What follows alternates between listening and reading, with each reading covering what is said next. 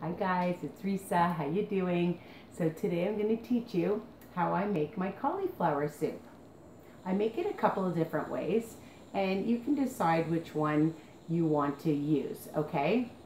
The first thing I do is I use the same pot for the whole recipe. Sometimes people do part of it in their pot and then their slow cooker. Whatever you decide to do, that's fine, okay? So I heat my skillet to a medium high and I spray it with a little bit of olive spray or regular cooking spray that I get at Costco, just some of this.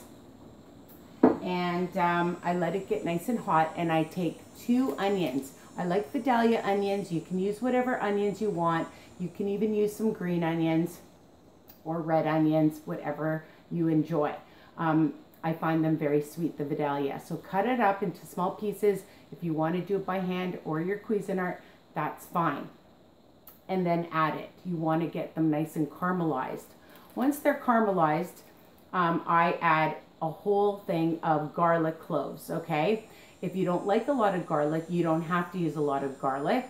I like to saute it also till it gets nice and brown on both sides, or at least one side, okay? Because it's just, the taste of fresh garlic in it is amazing, especially cauliflower.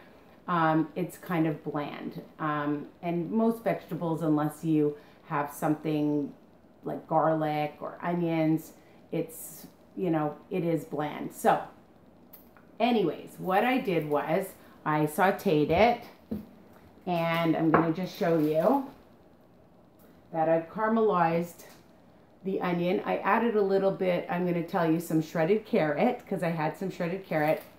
And here's the garlic cloves. They get nice and brown. And it's very easy. I love easy recipes. I bought just a bag of cauliflower. But normally I just buy a whole one when they're on sale. Even if they're not on sale, because we're worth it, right? Cut it up and throw it in. If you want to roast the cauliflower first, you can do that. That would be awesome too, and I've done that as well. So it is raw right now. I've added it to the pot, and on a low heat for about 10 minutes, you're just going to keep stirring it, okay? And I'm just going to show you. I've been stirring it for about 10 minutes. So all the flavors of the garlic and the onion just go right into the cauliflower. And like I said, I had about a little bit of some shredded carrots, so I just threw that in. Okay, if you want to add other vegetables, you can do that as well. So that's it. So I've done that for about 10 minutes. Just cook it, just stir it and stir it. The next thing you're going to do is just bring your pot over to your sink and you're going to fill it with some water. So I'm going to show you that that's what we're going to do together. Let's see. Really simple. Just adding some water to just cover it. And you can use stock, but you don't need it.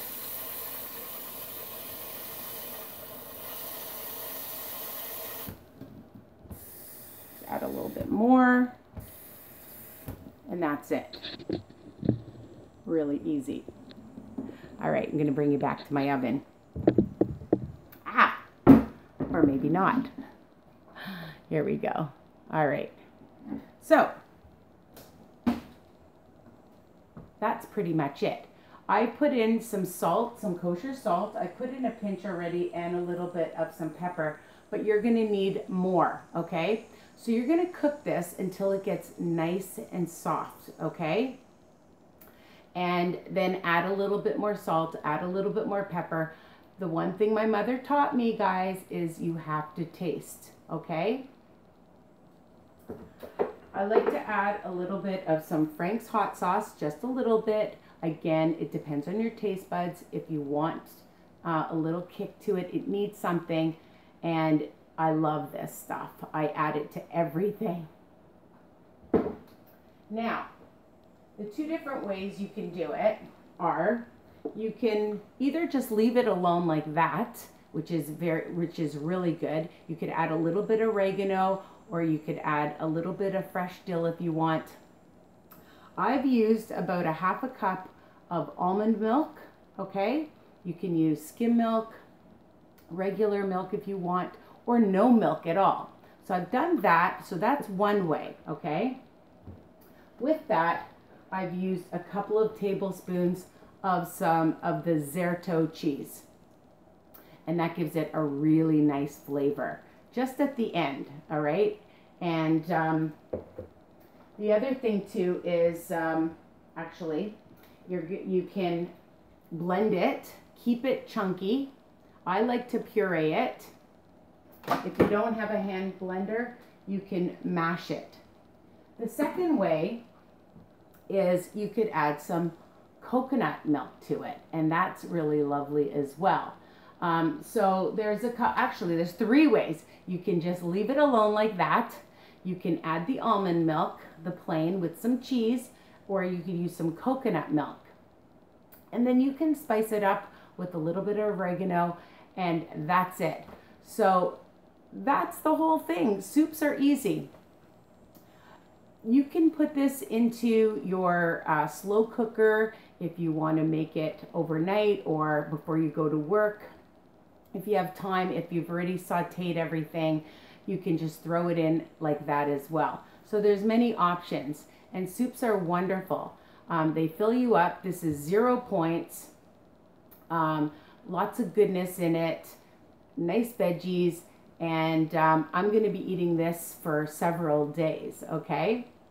And that's it. So I hope you like this recipe, and come visit me at Risa's Recipes and Weight Watchers Tips. All right, take care. Love you.